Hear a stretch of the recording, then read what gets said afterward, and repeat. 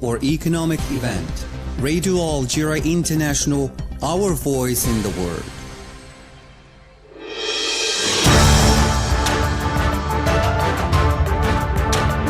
This is the English service of Radio Algeria International. It's time for the news. The toll of the Zionist aggression against the Gaza Strip and the occupied West Bank has reached 1,573 martyrs and 7,262 wounded, according to the Palestinian Health Ministry quoted by the Wafa press agency. A diplomatic ballet is underway to put an end to the Zionist barbarity committed against Palestinian civilians amid a catastrophic humanitarian situation prevailing in Gaza. And the Organization of Islamic Cooperation has strongly condemned the ongoing Zionist aggression against Gaza Strip and the occupied West Bank, describing it as a war crime. Those were the headlines, and now the news in detail from Radio Algeria International. First, the toll of the Zionist aggression against the Gaza Strip and the occupied West Bank has reached 1,573 martyrs and 7,262 wounded, according to the Palestinian Health Ministry, quoted by the Wafa news agency. On the seventh day of the relentless Israeli onslaught on Gaza, at least 100 Palestinian civilians, including numerous children and women, have been killed since last night, with hundreds more severely injured as a result of heavy Zionist bombardment targeting civilian areas across the territory.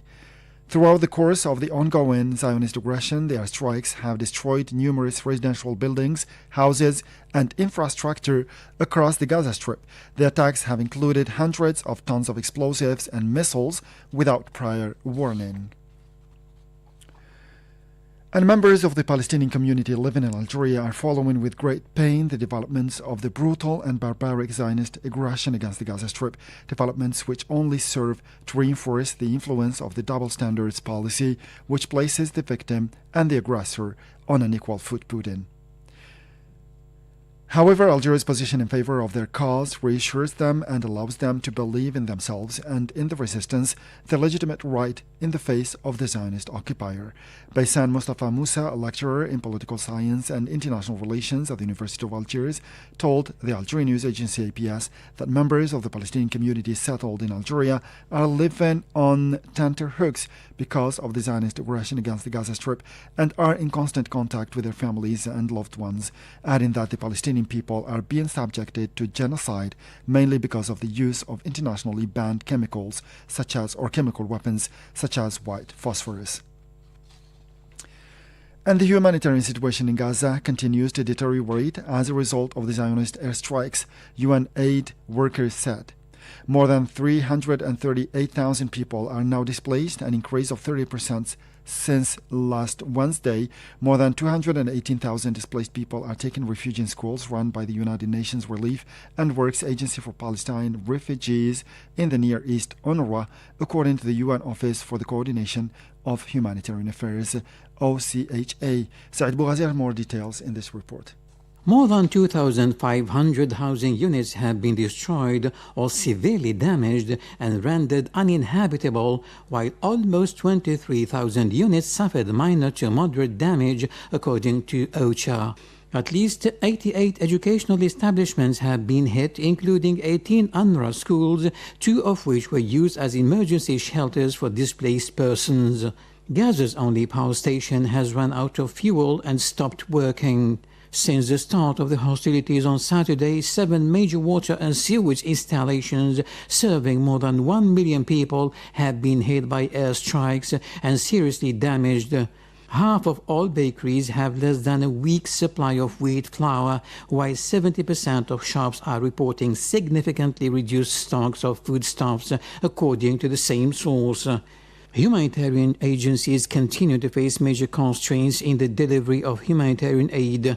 Insecurity is preventing safe access to areas and warehouses, according to OCHA. Despite the difficult conditions, humanitarian workers have provided some assistance, including the distribution of fresh bread to 137,000 displaced people, the supply of 70,000 Under 3, the supply of 70,000 litres of fuel to supply water and sanitation facilities and the activation of psychological assistance lines.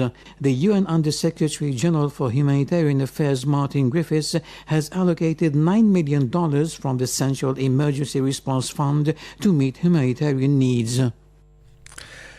In a joint statement issued on Thursday, seven political parties expressed their absolute support for the Palestinian people in the face of the barbaric Zionist aggression against the Gaza Strip and the West Bank, calling for the formation of a coordinating body for consultation and support for Palestine in order to examine the roles and obligations incumbent upon the Algerian political class to support the Palestinian people in their courageous revolution.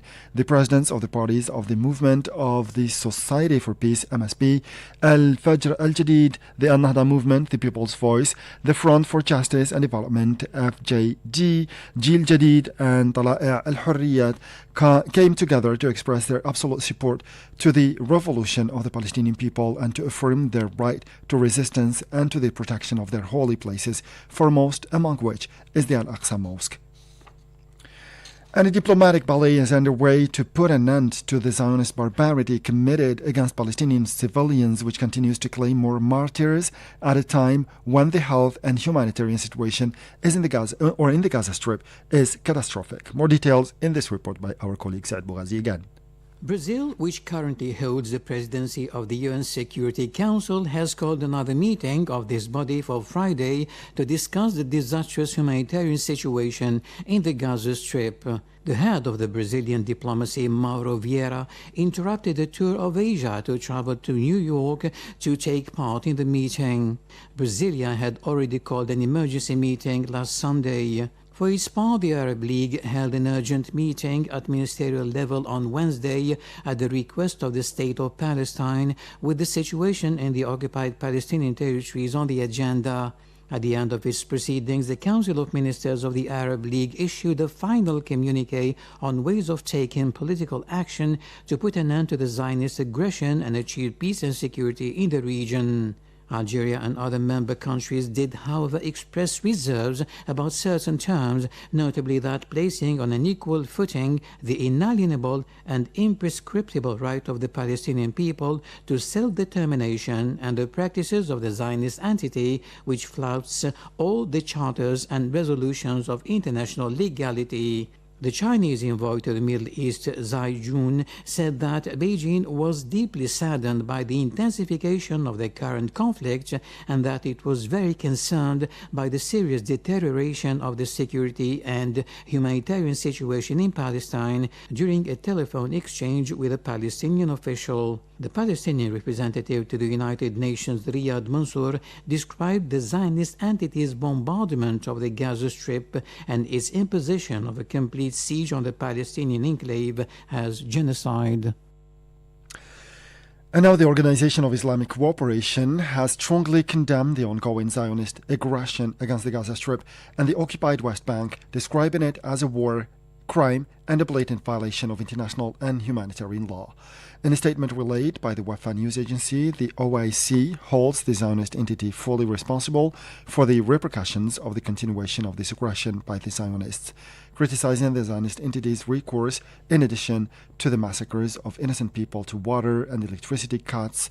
The OIC called on the international community to intervene as a matter of urgency in order to force the Zionist entity to put an end to its atrocities and to open up humanitarian corridors without delay to allow the delivery of medicines, food, and basic necessities. And the Sahrawi President and Secretary General of the Polisario Front, Brahim Ghali, has said that the only framework for solving the conflict in Western Sahara is the completion of the AU or the UN OIU settlement plan approved by both parties to the conflict, praising the national unity which has enshrined the existence of the Sahrawi people, the justness of their cause, and the inevitability of their victory. Said Bougazi again. Supervising the festivities celebrating the 48th anniversary of national unity in the province of Auxerre, President Ghali underlined the Polisario France's commitment to cooperating with the UN Secretary General and his personal envoy with a view to resolving the conflict with Morocco within a clear political and legal framework in accordance with international law as a decolonization issue to be resolved by granting the Sahrawi people their right to independence like all colonized countries and peoples, and by completing the 1991 UN-OAU settlement plan, the only agreement to be signed by both parties and adopted by the Security Council.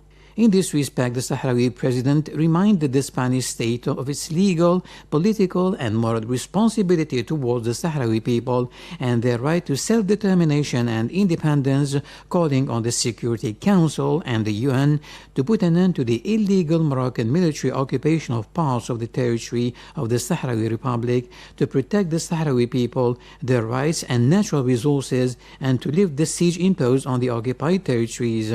In his speech, President Ghali considered that the celebration of the anniversary of national unity is a renewed opportunity to strengthen national cohesion and close ranks in order to thwart the plans of the occupying state, which targets security and public order and tends to destroy future generations through malevolent means such as drugs, psychotropic drugs, and others.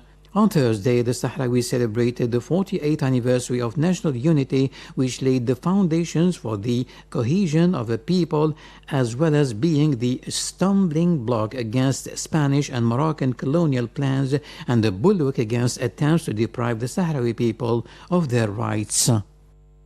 That's the end of the bulletin. Time now for our special program devoted to Algerian diplomacy and its achievements since independence up to date. Thank you very much and see you tomorrow.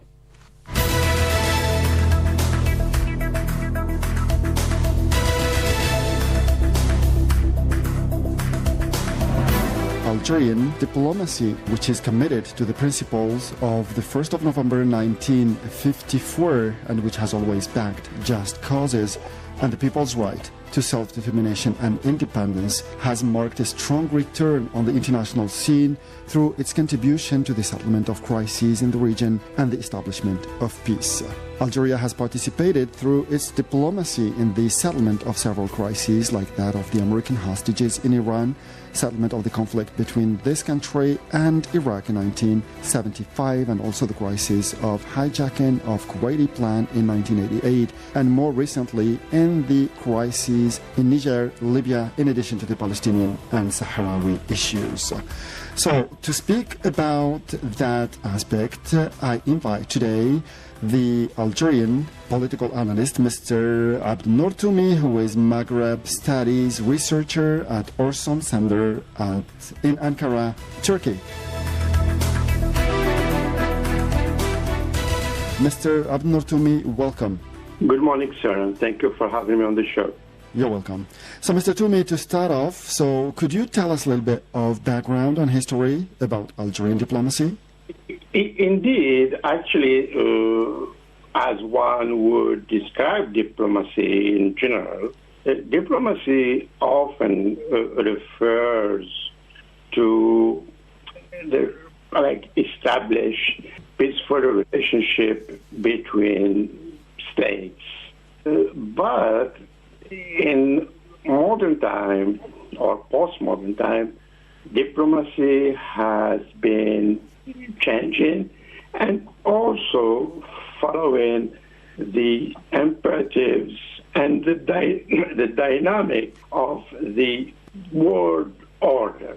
Now, as far as Algeria's diplomacy goes, it is indeed has a solid history and legacy. And I heard you mention that in your opening statement, going to the sacrosanct communique of November 1954, so in which was launched a large and just liberation war against harsh colonization and acculturation process that Algerian nation and people went through for more than a century.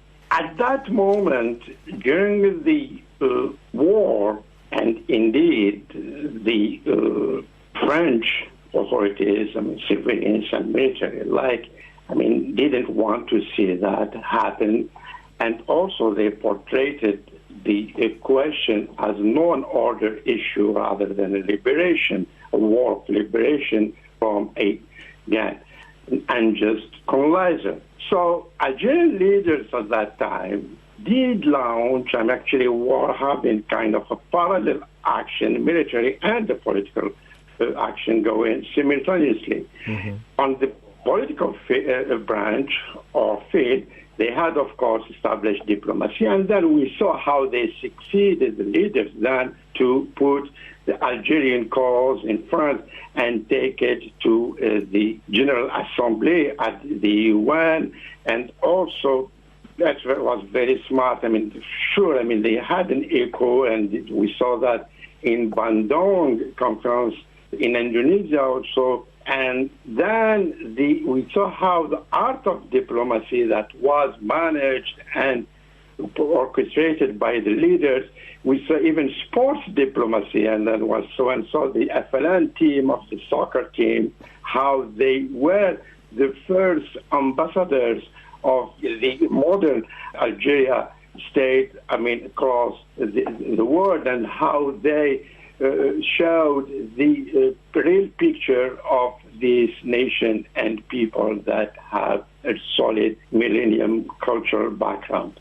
So this is to sum up all the historic perspective, and sure there are some chronology going on after the independence and how Algeria diplomacy did play a huge role in the decolonization process and helping the people for self-determination and starting, with then it's a long list, but I will stop on the 1974, the speech of President Boumediene at the UN General Assembly, and how he excelled to bring the Palestinian cause and put it in front, and also speaking about then a new economical order, and how Algeria also, position was very, very strong, and how they, again, in 1975, how President Boumediene did bring together the Iraqis and the Iranians to sign Algiers Accord in 1975. And then there are, of course, some, some elements go into that. Yeah, of course.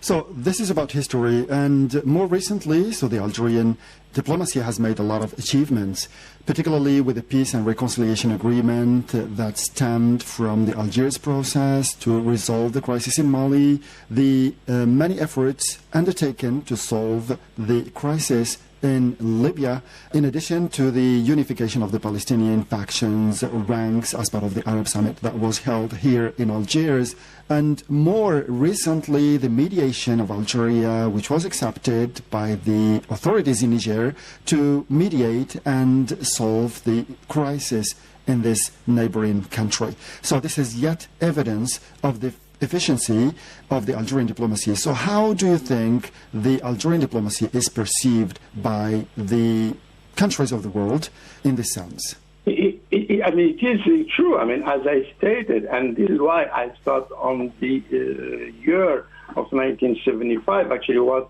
a shift in Algerian policy and how Algeria positioned itself in that posture of the Cold War, of again, insecurity and uncertainty that were shaping the world order.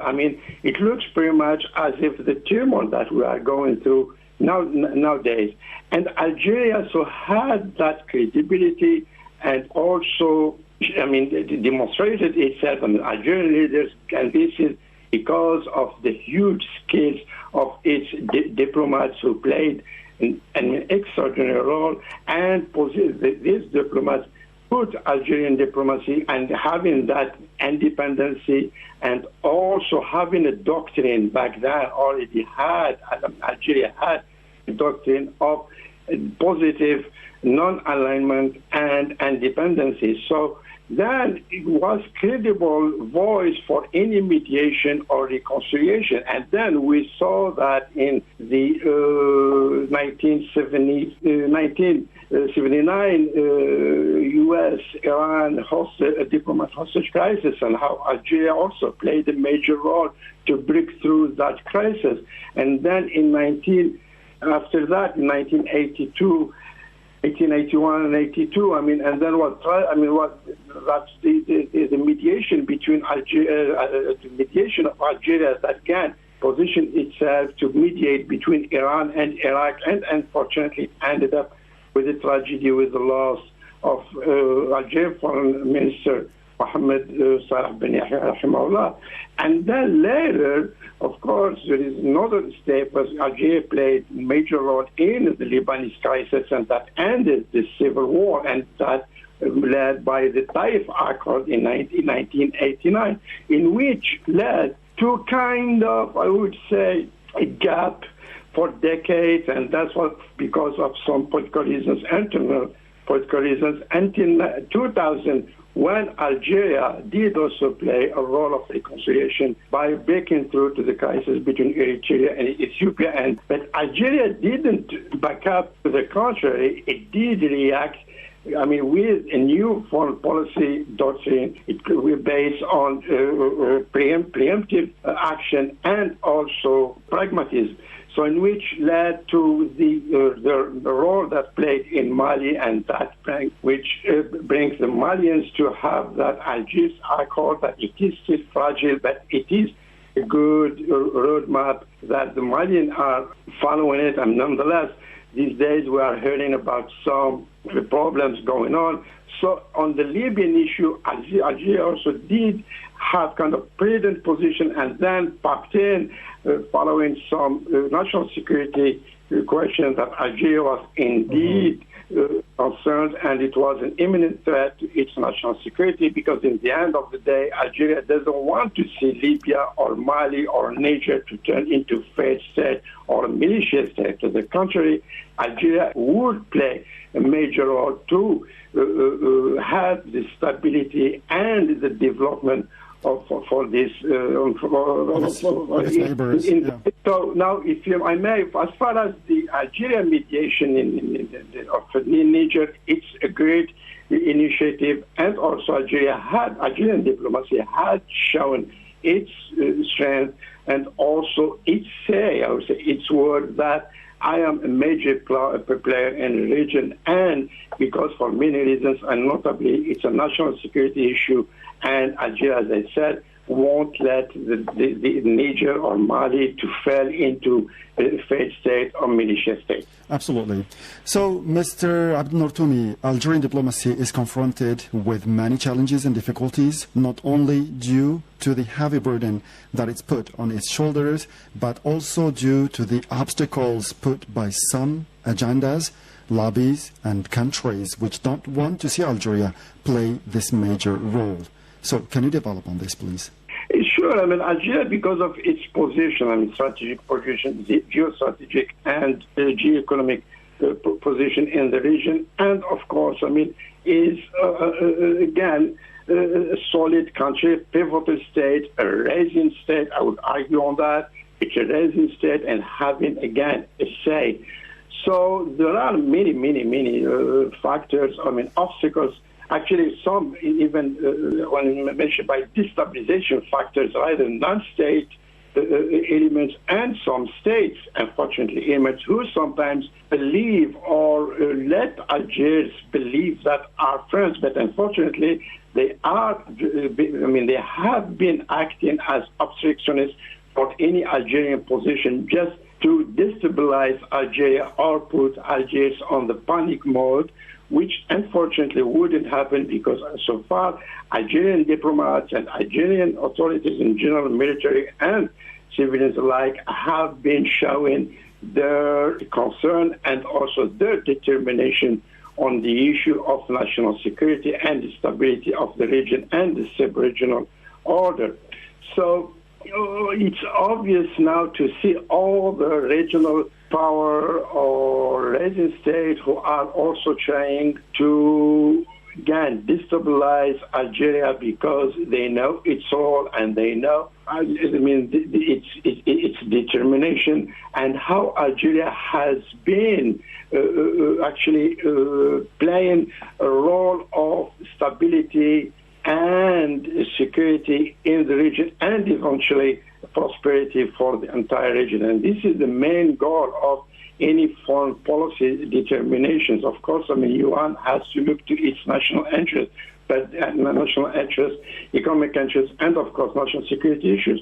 But there are also other elements that would put or bring other actors together for stability, security, and prosperity. An interesting element here, actually, unfortunately, one wishes to have this integral process that would all the sub-regional order to work together. I mean by this, the Maghreb Union, which is unfortunately is dead. The Arab League, has not been playing its role as supposed to be, again, because of the differences that unfortunately shaping the narrative of unity as a whole. So, to conclude this interview, Mr. Toumi, so how do you see the future of Algerian diplomacy? Again, as I stated earlier, diplomacy is an art, and this art needs to be taken by real competent diplomats, because again, diplomacy in the end of the day needs competent diplomats. Meaning by this, and Algeria's diplomacy school is very, very rich on that, and we have international names that did, show their skills and competence. Worldwide. We don't have time to cite names, and I don't want to cite names. So, to miss anybody or to be unfair to some names, but it is true. But also, which is important here, we have, when you say by the we, I put this pronoun between brackets, and the authorities need to look for other options.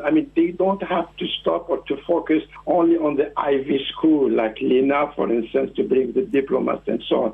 Sure, they are competent and skillful public servants, but now they need to look at, to create think tanks and also, why not an academy of diplomacy, and also to encourage more public diplomacy.